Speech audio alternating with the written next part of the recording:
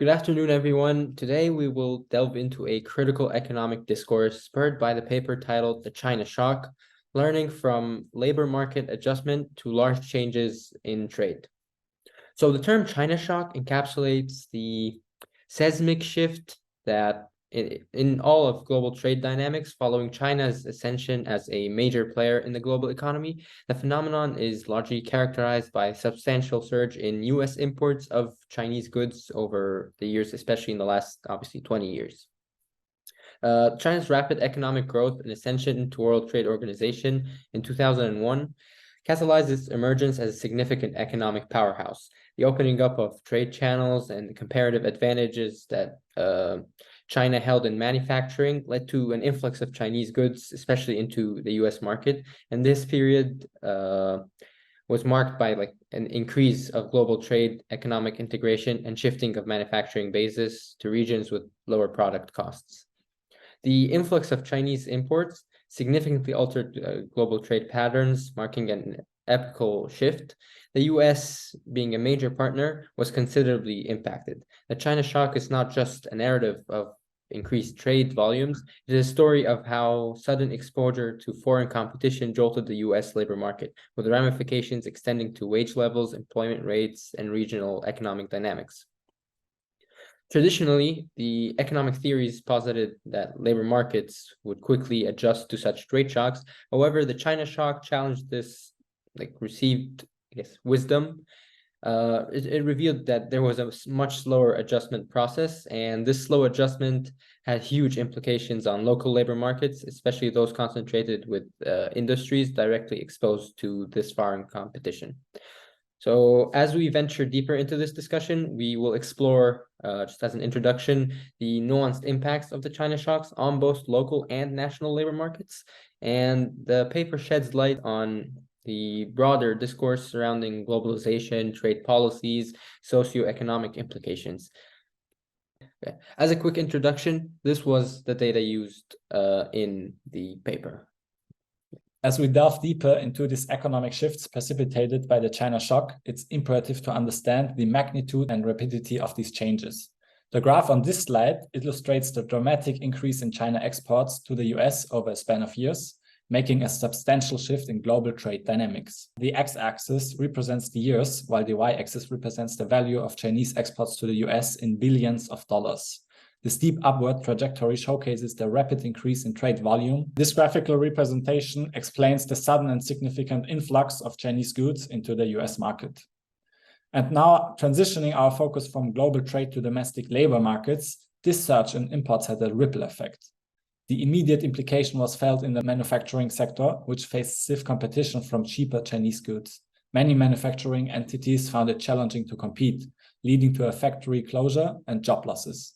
This was the first domino to fall in a chain of economic and labor market adjustments. Regarding sectoral shifts, the sectoral shifts were palpable. As manufacturing jobs dwindled, there was a hope that service sector jobs would burden to fill the void. However, the transition was not as seamless nor as swift as anticipated. The ripple effects transcended beyond the manufacturing sector, affecting local economies and communities, particularly those heavily reliant on manufacturing jobs. Furthermore, the regional disparities were even made worse as certain regions with a high concentration of manufacturing industry bore the brunt of this economic shift. These regions witnessed higher unemployment rates, depressed wages, and reduced labor force participation, themes we will explore in depth in these subsequent slides. This initial glimpse into the economic shift sets the stage for a deep exploration of the consumer benefits and adjustment costs, alongside the nuanced impacts of local and national labor markets. In the next slide, we will delve into the dichotomy of consumer benefits versus the adjustment costs borne by the labor markets.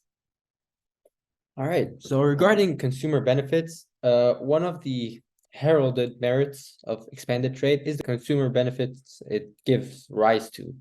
With the influx of Chinese goods, consumers in the US gained access to a much broader array of products, often at significantly lower prices.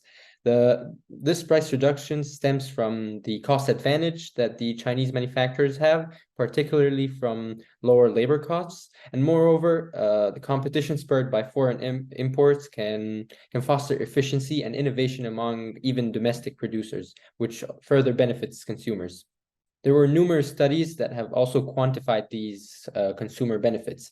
For example, I think lower prices on everyday goods can significantly enhance the purchasing power of households, especially those with lower incomes. The availability of a diverse range of products also enriches consumer choice, contributing to enhanced living standards. But these consumer benefits also come with a flip side, the adjustment costs.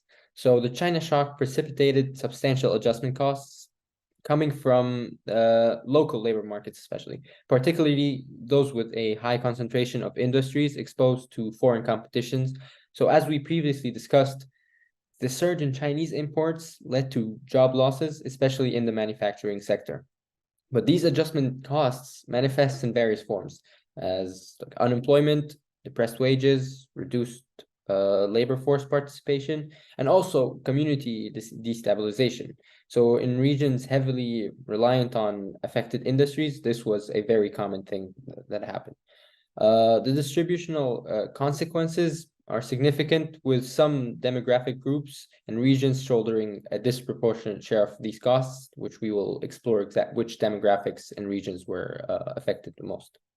The distributional consequences also extended beyond economic metrics. They ruined part of the social fabric, I would say, affecting community cohesion, social mobility, and even public health metrics in adversely affected regions.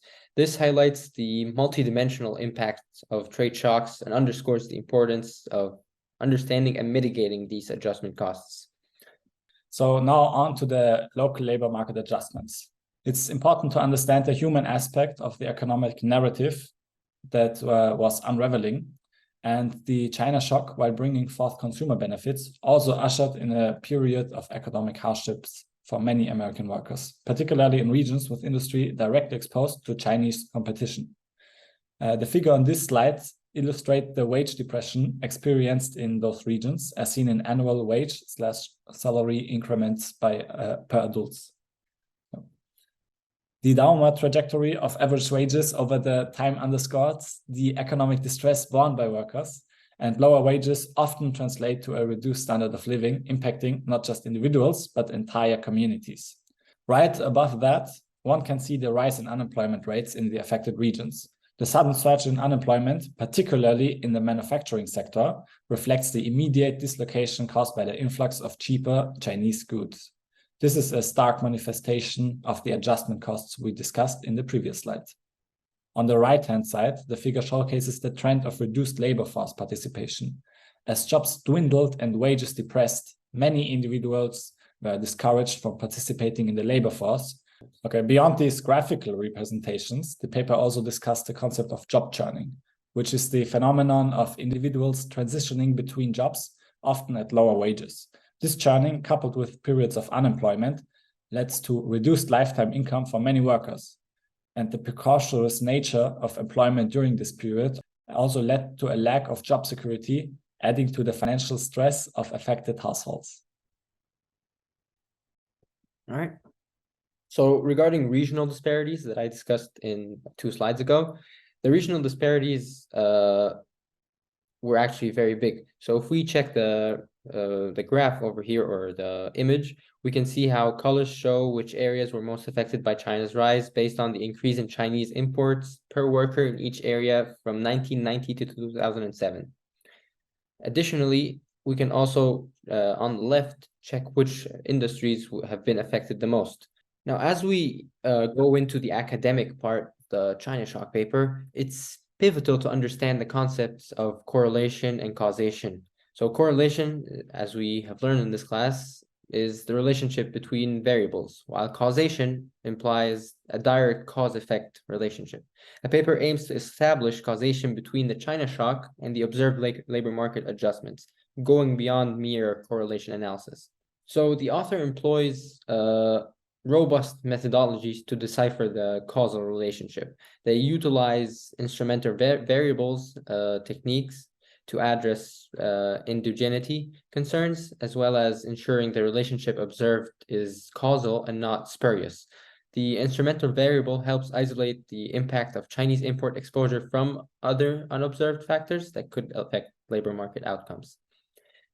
Furthermore, the paper acknowledges the role of mediators in the causal pathway, but they did not give many examples or take into consideration some of the potential mediators that, as readers, we thought of, like US investment into the Chinese market or the ban on some Chinese companies in America, like, for example, Huawei or so on.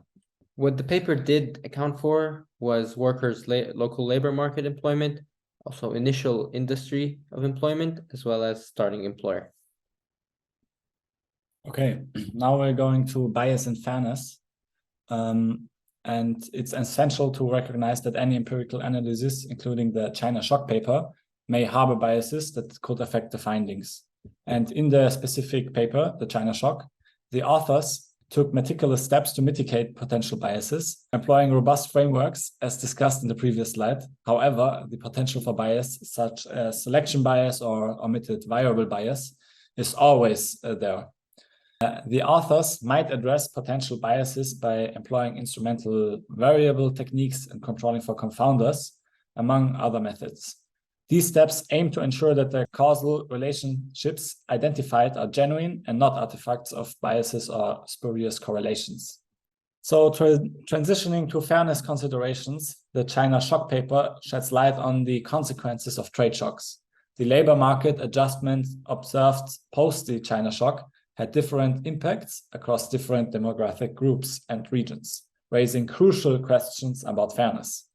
And fairness in trade policies entails ensuring that the benefits and costs of trade are distributed equally across society. However, the China shock narrative reveals a different reality, where certain regions and demographic groups bore a disproportionate share of the adjustment costs. The fairness consideration extends to policy implication. Policymakers are challenged to devise trade policies that do not only harness the benefits of global trade, but also mitigate adverse impacts, ensuring a fair distribution of gains and losses. This includes policies aimed at aiding displaced workers, fostering labor mobility, and promoting economic diversifications.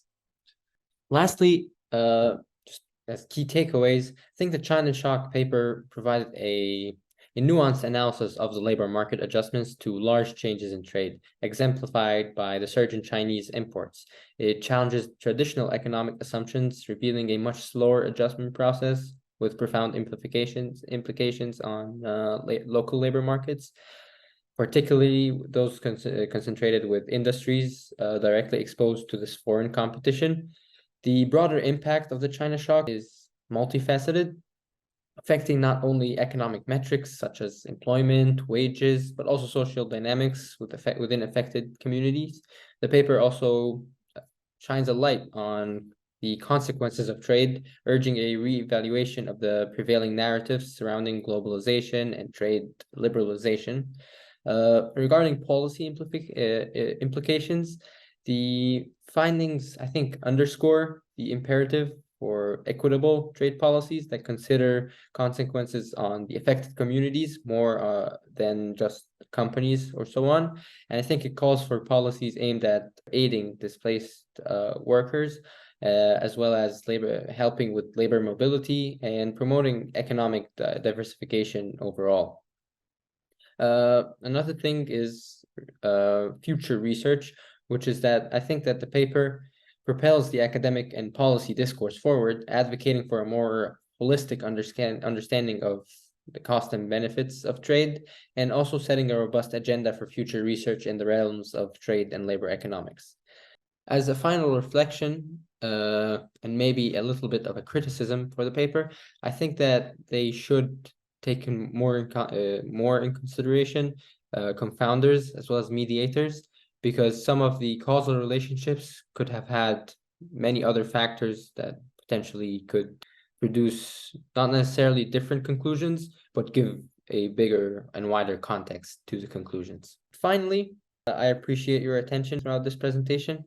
The discourse on the China shock, I think, opens a very big window on the intricate dynamics of global trade and its ripple effect on the labor market, as well as socioeconomic landscape. So thank you for joining us on this enlightenment exploration on the China shock paper.